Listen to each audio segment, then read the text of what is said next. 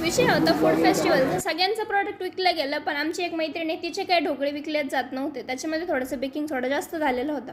मग म्हटलं हे ढोकळे विकायचे कसे? मग डोक्यात एक आयडिया आली. मग म्हटलं यांना जर आपण थोडा चायनीज तडका मारून घेतला तर हे ढोकळे विकले जातील. काहीतरी वेगळं मार्केटमध्ये असलं म्हणजे लोकही आवडीने घेतात आणि काहीतरी नवीन म्हणून टेस्ट करतात. तर फायनली जसा विचार डोक्यात होता सेम तसंच काहीतरी करावं म्हटलं. मग पाहिलं त्यांचा चायनीजचा स्टॉल होता, त्यांना थोडीशी रिक्वेस्ट केली आणि अजितदादांनी पण खूप सारी हेल्प केली. सॉसेस वगैरे सगळं त्याच्या पद्धतीने त्याने तडका वगैरे मारून ते ढोकळे आम्हाला बनवून दिले.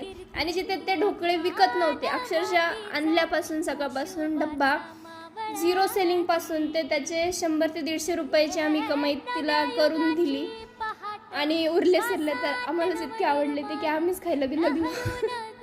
बट जी काय मजा होती ती काय आम्हाला आठवणीत ठेवायची होती. बघा आम्ही काय काय मस्ती केली आहे. संकटांना देऊ मात भिडवूया झेंडा गगनाशी, मोठी लढाई लढू मातीसाठी गड्या, मनगटात जोर लावून